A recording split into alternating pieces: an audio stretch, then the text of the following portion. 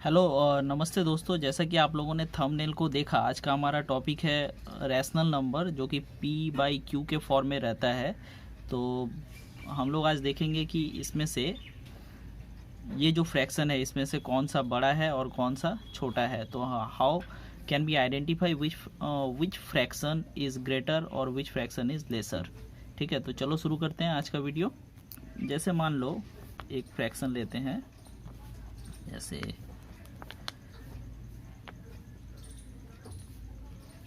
Fraction लेते हैं हम लोग, मान लो 15/17, 9/17 है ना।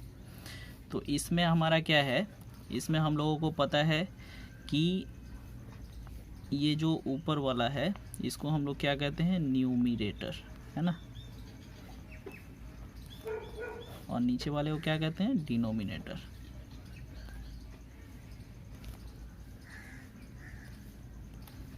हिंदी में इसको क्या कहते हैं, अंश और हर। ठीक है, तो हमारा एक नोट है यहाँ पे, रूल तुम लोग अगर याद रखो तो इसको आसानी से कर लोगे। क्या है यहाँ पे, if the fraction have same denominator, if the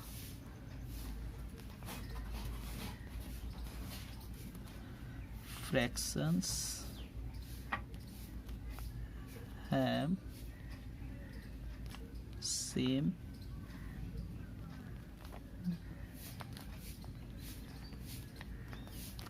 if the fraction have same denominator, then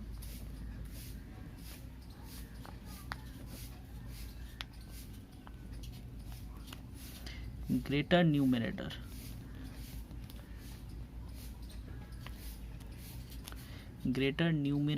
will be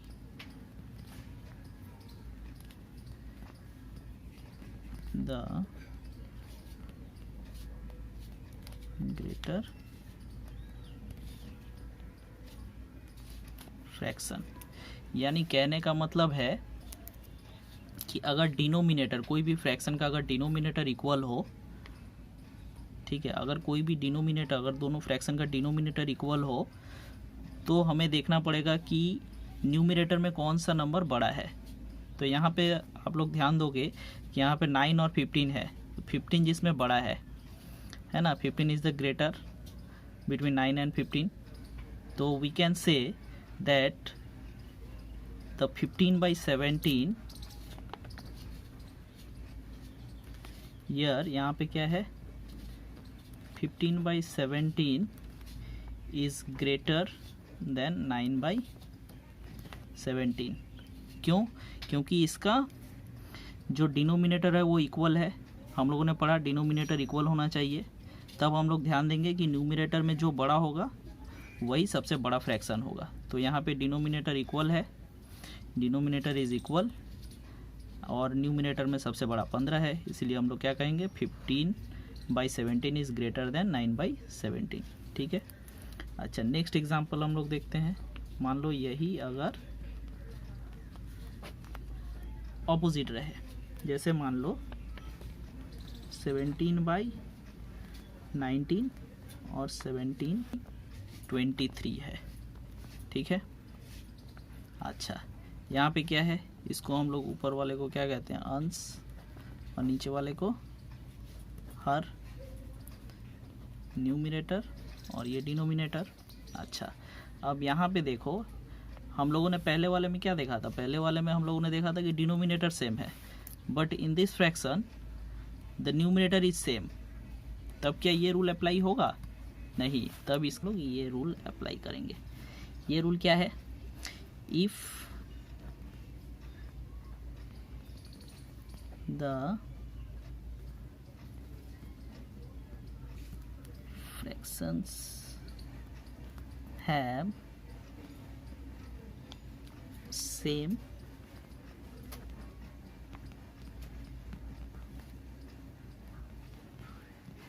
numerator, then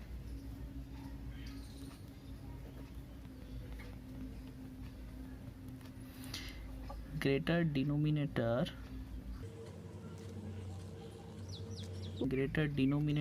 will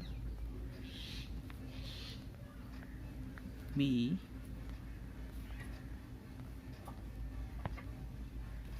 the smaller or least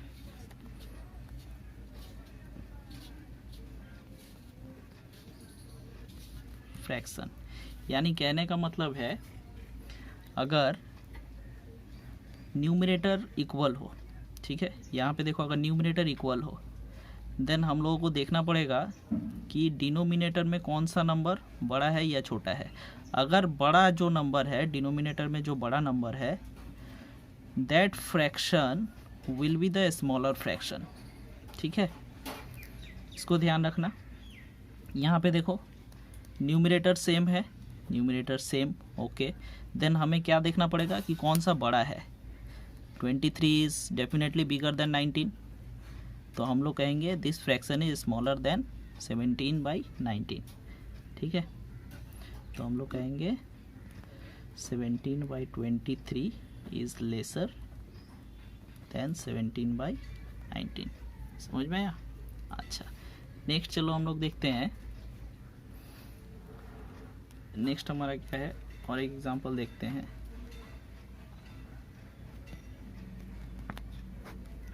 जैसे मान लो हमारे पास अब है 2/11 और 3/18। ठीक है, यहाँ पे देखो, यहाँ पे ना तो न्यूमरेटर इक्वल है ना ही डिनोमिनेटर इक्वल है। तब तो सोचने की बात है, अब कैसे पता चलेगा कौन सा बड़ा है कौन सा छोटा है फ्रैक्शन, है ना। तो इसके लिए चलो हमारे पास डिस्क्रिप्टिव मैं एक बताता हूँ। एक्चुअली हम लोगों को क्या करना पड़ेगा, हमें पहले इस डिनोमिनेटर को इक्वल करना पड़ेगा। तो डिनोमिनेटर को इक्वल करने के लिए हमें क्या करना पड़ेगा, एलसीएम निकालना पड़ेगा। एलसीएम ऑफ डिनोमिनेटर निकालो। यहाँ पे देखो 11 और 8 है ना, ये को प्राइम नंबर है। तो हम लोगों को एलसीएम अगर हम लोग ऐसे निकालेंगे 11 और 8 का, तो हमें क्या है, दोनों तो को प्राइम नंबर है तो जनरली ऐसे ही होगा। तो ये क्या हो गया, 8 × 11 इक्वल्स टू 88। चलो हमारा तो क्या गया, एलसीएम 88 आ गया। अब हम लोग देखेंगे, आ गया ना।